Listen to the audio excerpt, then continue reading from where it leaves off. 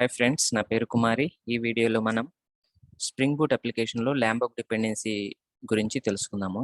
ల్యాంబోక్ dependency అంటే ఇది ఎందువల్ల దీని యూస్ ఏంటి, అసలు దీన్ని ఎలా యూస్ చేస్తారు, స్ప్రింగ్ బూట్ అప్లికేషన్లో ఎక్కడ యూస్ చేస్తారు, అండ్ దీని గురించి కంప్లీట్ డీటెయిల్ ఇన్ఫర్మేషన్ మనం ఈ వీడియోలో తెలుసుకున్నాము. ఇది చాలా important dependency in real time application యాక్చువల్గా. సో రియల్ టైంలో ల్యాంబోక్ డిపెండెన్సీ మెనీ ఆఫ్ ద ప్రాజెక్ట్స్లో అయితే యూస్ చేస్తారు. సో ఒకసారి అయితే వర్క్స్పేస్లోకి వెళ్దాము. సో ఇక్కడ మనం చూసినట్లయితే ఈ ల్యాంబోక్ డిపెండెన్సీ ప్రాజెక్ట్ యూస్ చేసేదానికి నేను ఒక న్యూ ప్రాజెక్ట్ అయితే క్రియేట్ చేస్తున్నాను. So file new spring boot starter project. So దీంట్లో నేను ఏం చేస్తున్నానంటే నేమ్ వచ్చి spring boot with Lombok dependency and version అయితే 8 జావా వర్షన్ 8 చూస్ చేసుకున్నాను. నెక్స్ట్ సో ఇక్కడ నేను ఏం చూస్ చేసుకున్నాను అంటే spring web and JPA JPA తీసుకుంటున్నాను అండ్ H2 డేటాబేస్ కూడా తీసుకుంటున్నాను. అండ్ ఇవి కాకుండా S E 3 NF actually. Next finish. So అవి కాకుండా మనము ల్యాంబోక్ డిపెండెన్సీ అనేది మాన్యువల్గా యాడ్ చేయాలి. ఇప్పుడు మనం ఈ డిపెండెన్సీ అనేది చూసినట్లయితే pom.xmlలో మనం యాడ్ చేసిన 3 డిపెండెన్సీస్ అయితే ఉంటాయి. One is web, JPA and H2 database. So Lombok dependency అనేది మనము బ్రౌజర్ నుంచి యాడ్ చేసుకోవాలి అది. సో ఎస్, సో ఇక్కడ మనం వెళ్ళి సెర్చ్ చేసామనుకోండి, ల్యాంబోక్ అని సెర్చ్ చేసామనుకోండి, ఇక్కడ మనకి మ్యావెన్ డిపెండెన్సీ అనే లింక్ ఉంది కదా, దీని మీద క్లిక్ చేసుకోవాలి. ఇక్కడ మనం చూసినట్లయితే యాక్చువల్గా ఇది డిపెండెన్సీ నేను కాపీ చేసుకుంటున్నాను. సో నా pom.xmlలో ఇది పేస్ట్ చేసుకుంటున్నాను. సో వన్స్ నేను పేస్ట్ చేసిన తర్వాత రైట్ క్లిక్ ఇచ్చి ఒకసారి ప్రాజెక్ట్ అయితే అప్డేట్ చేసుకోవాలి. అప్పుడు ఆ డిపెండెన్సీ అనేది మన లోకల్ డిపాజిటరీలోకి డౌన్లోడ్ అవుతుంది. సో ఇక్కడ maven update project. Okay, so ఇప్పుడైతే నాకు ఈ డిపెండెన్సీ అయితే నా లోకల్లోకి అప్డేట్ అవుతుంది, డౌన్లోడ్ అవుతుంది. సో ఎస్, సో ఒకసారి వెరిఫై చేద్దాం whether it is downloaded properly are not. So ఇక్కడ మ్యావెన్ రిపోజిటరీలోకి వెళ్తే ఇక్కడ మనం చూసినట్లయితే ల్యాంబోక్ డిపెండెన్సీ అనేది ఇక్కడ ఉంది. Okay, so it is downloaded successfully. ఇప్పుడు మనం ఏం చేస్తాం అనుకుంటున్నానంటే ఒక శాంపిల్ ఎండ్ పాయింట్ క్రియేట్ చేసి డేటాబేస్లో సేవ్ చేస్తాను. ల్యాంబోక్ నేను ఎలా యూస్ చేస్తాను అనేది మీరు ఇక్కడ ఐడెంటిఫై చేయొచ్చు. సో ఫస్ట్ నేను ఒక ఎంటిటీ అయితే క్రియేట్ చేసుకుంటాను. Let me do something. So first అయితే ఒక క్లాస్ క్రియేట్ చేస్తున్నాను. Dot entity. ఓకే, ఇక్కడ వచ్చి ఎంప్లాయీ అని తీసుకున్నాను. సిమిలర్గా అనదర్ వన్ మోర్ ప్యాకేజ్, ఇది ఇంటర్ఫేస్.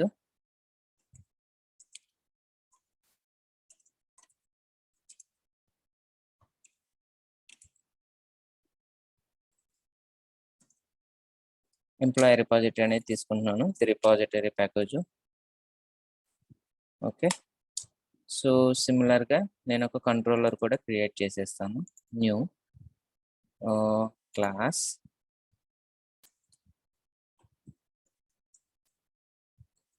ఎంప్లాయీ కంట్రోలర్, ప్యాకేజ్ వచ్చి డాట్ కంట్రోలర్. ఓకే, సో నా దగ్గర ఇప్పుడు 3 ప్యాకేజెస్ అయితే ఉన్నాయి. శాంపిల్ ఎండ్ పాయింట్ ఒకటి క్రియేట్ చేసి DBలో H2 డేటాబేస్లో సేవ్ చేయాలి కాబట్టి ఎంటిటీ నేను ఓపెన్ చేసినట్లయితే ఇది ఎంప్లాయీ ఎంటిటీ కదా. ఇక్కడ నేను 3 ఫీల్డ్స్ అనేటివి క్రియేట్ చేస్తున్నాను. ఫస్ట్ ఫీల్డ్ వచ్చి ఎంప్లాయీ ఐడి, సెకండ్ ఫీల్డ్ వచ్చి ఎంప్లాయీ నేమ్, థర్డ్ ఫీల్డ్ వచ్చి శాలరీ, ఎంప్లాయీ శాలరీ. ఓకే, ఇప్పుడు మనం చూసినట్లయితే ఇక్కడ మనం 3 ఫీల్డ్స్ అయితే యాడ్ చేసాము. ఇది ఎంటిటీగా యాడ్ చేయాలి కాబట్టి దీని మీద మనం ఎంటిటీ అనేది annotation ఇవ్వాలి. సో అదర్ దెన్ దట్ ఇది ప్రైమరీకి కాలము వచ్చి డేటా టైప్ ఎంప్లాయీ ఐడి కాబట్టి ఇక్కడ ఐడి అనేది ఇవ్వాలి మేము. ఓకే, సో ఇక్కడ మనం జనరేటర్ కూడా ఇస్తున్నాను. ఎందువల్ల అంటే ఈ వాల్యూ అనేది ఆటోమేటిక్గా పాపులేట్ అవ్వాలి. నేను మాన్యువల్గా అయితే పోస్ట్ పాస్ చేయను. సో ఆటోమేటిక్గా జనరేట్ అవ్వాలంటే మనం జనరేటర్ క్లాస్ అనేది యూస్ చేసుకున్నాం అనుకోండి. ఇక్కడ మనం ఆటో అనేది యూస్ చేస్తామంటే ఐడి అనేది ఆటోమేటిక్గా జనరేట్ అవుతుంది. సో మనం ఇక్కడ చూసినట్లయితే స్టిల్ ఇక్కడ వరకు మనం ఓకే. ఇప్పుడు ఎర్లియర్గా అయితే మనము దీనికి సెట్టర్స్ అండ్ గెటర్స్ అనేటివి with the help of ID use చేసుకొని మనము చూస్ చేసుకొని సెట్టర్స్ అనేది గెటర్స్ అనేటివి ఇలా పాపులేట్ చేస్తున్నాం కదా. బట్ ఇప్పుడు మనం ల్యాంబాక్స్ యూస్ చేసుకొని ఈ సెట్టర్స్ అండ్ గెటర్స్ అనేటివి ఈజీగా జనరేట్ చేసుకోవచ్చు. ఇలా లేకుండా జస్ట్ నేను రిమూవ్ చేసేస్తున్నాను. సో ఇప్పుడు నేనేం చేస్తున్నానంటే సమ్ యానోటేషన్ మనకు ఉంటాయి. సెట్టర్ అనే ఒక యానోటేషన్ ఉంటుంది, ఇది ల్యాంబాక్ డిపెండెన్సీస్ నుంచి వస్తుంది, దాన్ని యూస్ చేసుకుంటున్నాను. అలాగే గెటర్ అనే డిపెండెన్సీ యానోటేషన్ ఉంటుంది, ఆ గెటర్ అనేది యూస్ చేసుకుంటున్నాను. అలాగే ఆల్ ఆర్ కన్స్ట్రక్టర్ అనేది ఉంటుంది.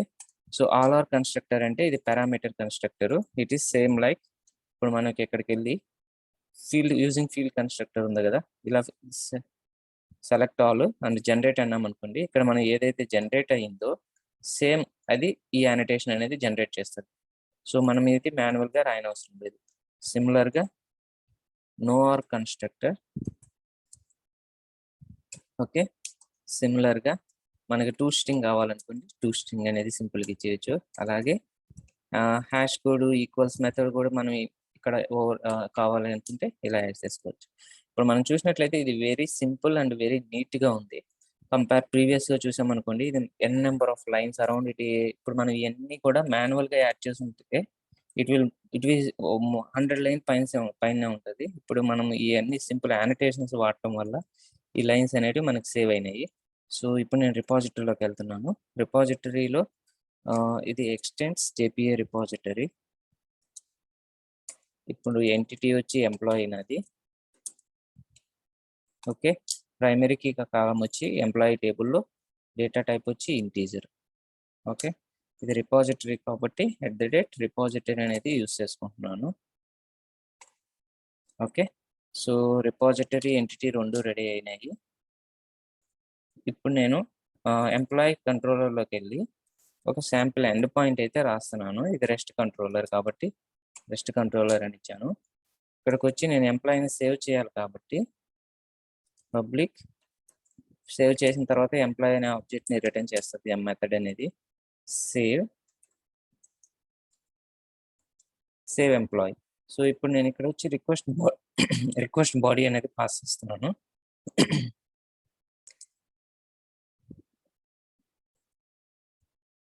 రిక్వెస్ట్ బాడీ వచ్చి ఎంప్లాయీ అనే ఆబ్జెక్ట్ని పాస్ చేస్తున్నాను, ఓకే. సో ఇది వచ్చి పోస్ట్ మెథడ్ ఇది, ఓకే. సో ఈ ఎంప్లాయీ అనే ఆబ్జెక్ట్ని నేను ఇక్కడ ఇంజెక్ట్ చేసుకోవాలి రిపాజిటరీని. సో ప్రీవియస్గా అయితే నేను ఇలా ఇంజెక్ట్ చేశాను, ప్రైవేట్ ఎంప్లాయీ రిపాజిటరీ అని చెప్పి దీని మీద ఆటో వైర్ అనే యానోటేషన్ యూస్ చేశాను. ఇది ఏంటంటే సెక్టర్ ఇంజెక్షన్ అని అంటారు. స్ప్రింగ్ కోర్ మీద మీకు ఐడియా ఉన్నట్లయితే దీన్ని సెక్టర్ ఇంజెక్షన్ అంటారు. ఇలా కాకుండా మనం ల్యాంబాక్ డిపెండెన్సీ యూస్ చేసి కూడా మనం ఇంజెక్షన్ అనేది చేయొచ్చు, I mean constructor injection. So నేను ఇప్పుడు ఏం చేయాలనుకుంటున్నానంటే నేను నా ఆటో వైర్ యూస్ చేయకుండా జస్ట్ ఆల్ ఆర్ కన్స్ట్రక్టర్ వాడుతున్నాను. So all are constructor use చేసినప్పుడు ఏమవుతుందంటే ఇది ఇంటర్నల్గా కన్స్ట్రక్టర్ ఇంజెక్షన్ అనేది యూజ్ చేసుకుంటుంది. ఈ డిపెండెన్సీ అనేది ఐ మీన్ ఈ డిపెండెన్సీ అనేది ఇంజెక్ట్ అవుతుంది ఈ క్లాస్లో. సో ఇప్పుడు ఎంప్లాయీ రిపాజిటరీ డాట్ ఇప్పుడు వచ్చి return employee repository dot save employee. So employee అనేది సేవ్ అవుతుంది. సో ఇప్పుడు మనం చూసినట్లయితే సో నేను ఎక్కడెక్కడ ఇప్పుడు ల్యాంబాక్ డిపెండెన్సీ వాడాను అంటే వన్ ఈస్ ద ఎంప్లాయీ కంట్రోలర్లో నేను ఆల్ ఆర్ కన్స్ట్రక్టర్ యూజ్ చేశాను ఇన్స్టెడ్ ఆఫ్ ఆటో వైర్ బదులు, యానోటేషన్ బదులు. ఎంటిటీలో ఇది కంప్లీట్గా అయితే కంప్లీట్ క్లియర్ అయిపోయింది, అన్ని యానోటేషన్స్ అనేటివి యూజ్ చేసేసాను. సో మనం ఇప్పుడు చూసినట్లయితే let me start and save the information in the database. So right click ఇచ్చి run the spring boot application.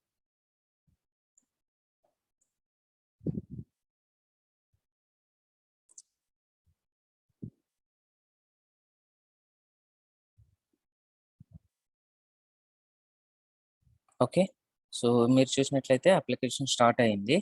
So ఒకసారి పోస్ట్ మ్యాన్లోకి వెళ్తాను. సో పోస్ట్ మ్యాన్లోకి వెళ్ళి లోకల్ హోస్ట్ 8080/employee నా రూట్ ఎండ్ పాయింట్ అనేది మెన్షన్ చేయలేదు ఇక్కడ. So I forgot it. Okay, sir మళ్ళీ రూట్ ఎండ్ పాయింట్ అనేది మెన్షన్ చేస్తున్నాను. ఇది వచ్చి రిక్వెస్ట్ మ్యాపింగ్. సో ఇక్కడ మనము రూట్ పాయింట్ ఎండ్ పాయింట్ వచ్చి ఈఎంపీ అనేది ఇచ్చాను. సో అగైన్ నేను ఒకసారి స్టాప్ చేసి అగైన్ నేను ఒకసారి అప్లికేషన్ అయితే స్టార్ట్ చేస్తున్నాను.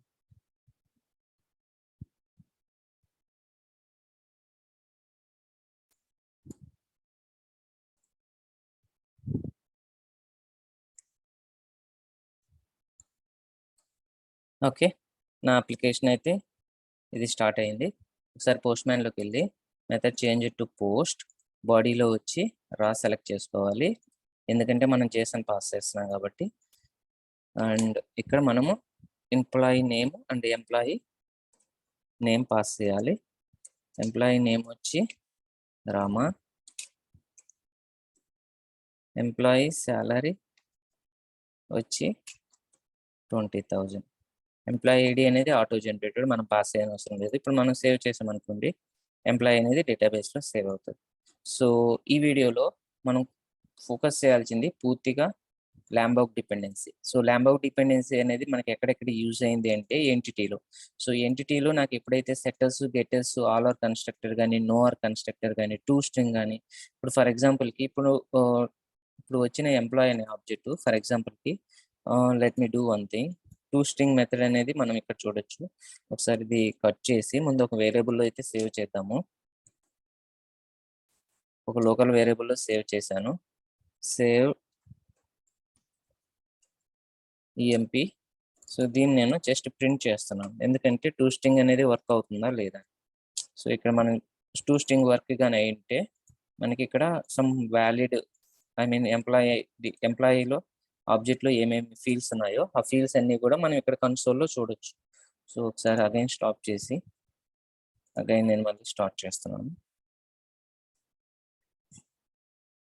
సో ఎప్పుడైతే మనం ఆబ్జెక్ట్ని ప్రింట్ చేస్తామో ఇంటర్నల్గా ఇది టు స్ట్రింగ్ మెథడ్ అయితే ట్రిగ్గర్ అవుతుంది. అప్పుడు టు స్ట్రింగ్ మెథడ్ ట్రిగ్గర్ అయినప్పుడు ఇక్కడ మనం ఎంప్లాయీ క్లాస్లో already to string method annotation ఇచ్చాం కాబట్టి సో మనకి ఒక ప్రాపర్ ఫార్మేట్లో ఇది ప్రింట్ అవుతుంది డేటా అనేది. సో ఫస్ట్ అయితే అప్లికేషన్ స్టార్ట్ అయింది. First let me clear my console. So ఒకసారి అగైన్ బ్యాక్ వెళ్ళి ఎంప్లాయీ ఆబ్జెక్ట్ని సేవ్ చేశాను. సో ఎప్పుడైతే మనం సేవ్ చేసామో సేవ్ అయింది. ఇక్కడ బ్యాక్ చూసినట్లయితే మనకు వ్యాలిడ్గా ఒక ఎంప్లాయీ ఆబ్జెక్ట్ అనేది ప్రింట్ అయింది. ఇనిషియల్గా మనం ఇలా ప్రింట్ చేయాలంటే మీకు ఆల్రెడీ చెప్పినట్టు ఇక్కడ మనం రైట్ క్లిక్ ఇచ్చి జనరేట్ టు స్ట్రింగ్ అన్నాం అనుకోండి, అప్పుడు మనకి టు స్ట్రింగ్ మెథడ్ అనేది ఇక్కడ జనరేట్ అవుతుంది. సో ఈ ఫార్మాట్లో ప్రింట్ అవుతుంది. బట్ ఈ లాజిక్ అంతా మనం ఇప్పుడు రాయని అవసరం లేదు, ఎందువల్ల అంటే మనం ఈ యానోటేషన్ అనేది యూస్ చేస్తున్నాం కదా. సో సిమిలర్గా సెట్టర్, గెట్టర్, సెట్టర్స్ వస్తాయి. సెట్టర్ అంటే సెట్టర్ అంటే అన్ని సెట్టర్స్, ఈ ఫీల్డ్ అన్నిటికీ సెట్టర్స్ అనేటివి క్రియేట్ అవుతాయి. గెటర్ అంటే అన్నిటికీ గెటర్స్ అనేటివి క్రియేట్ అవుతాయి. అండ్ ఆల్ ఆర్ కన్స్ట్రక్టర్ అంటే ఈ మూడిటికి ఆల్ ఆర్ కన్స్ట్రక్టర్ క్రియేట్ అవుతుంది. నో ఆర్ కన్స్ట్రక్టర్ అంటే డిఫాల్ట్ కన్స్ట్రక్టర్ అనేది క్రియేట్ అవుతుంది. టూ స్ట్రింగ్ మెథడ్ అంటే టూ స్ట్రింగ్ క్రియేట్ అవుతుంది. Similar for hash code and equals also. So ఇవి కాకుండా మనకి వేరే అదర్ డిపెండెన్సీ కూడా ఉంది.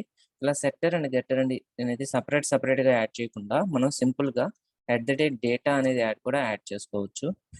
మనం డేటా అనేది యాడ్ చేసేసాం అనుకోండి, అది మనకి with include all the informations వస్తాయి. మనకి ఇది కూడా అవసరం లేదు అప్పుడు. So data is a combination of setter, getter and all are constructor and no are constructor. ఇప్పుడు మనం చూసినాం అనుకోండి, మనకి ఎవ్రీథింగ్ ఉంటాయి ఇక్కడ. సో డేటా అనేది ఇది లాంబోక్ డిపెండెన్సీ. ఇక్కడ మనం దీంట్లో చూసినట్లయితే so it is okay required all are constructor. I think default constructor alone ఉండదు, దీంట్లో రిమైనింగ్ ఎవ్రీథింగ్ ఉంటాయి. ఇక్కడ మనం చూసినట్లయితే సో సెట్టర్ ఉంటుంది, గెట్టర్ ఉంటుంది, రిక్వైర్డ్ ఆల్ ఆర్ కన్స్ట్రక్టర్ ఉంటుంది and to string and equals అన్నీ ఉంటాయి. బట్ నో ఆర్ కన్స్ట్రక్టర్ మాత్రం ఉండదు. సో నో ఆర్ కన్స్ట్రక్టర్ అనేది మనం మాన్యువల్గా యాడ్ చేసుకున్నాం. ఓకే, సో ఇప్పుడు ఒకవేళ నేను స్టాప్ చేసి అగైన్ స్టార్ట్ చేసిన సో డేటా అయితే సేమ్ ఎలా అయితే సేవ్ అయిందో అదే విధంగా సేవ్ అవుతుంది డేటాబేస్లో. సో ఇక్కడ మెయిన్ యూజెస్ ఏంటంటే లాంబోక్ డిపెండెన్సీ వల్ల కోడ్ అనేది మనకి రెడ్యూస్ అవుతుంది, బాయిలర్ పేట్ కోడ్ అనేది. సో అన్నెసెసరీగా మనం దాన్ని చూడనవసరం లేదు. సో ఒకసారి అగైన్ మళ్ళీ సేవ్ చేస్తాను డేటాబేస్లో. మనం సేవ్ చేసామనుకోండి, డేటా అనేది ప్రాపర్గా యాడ్ అయింది.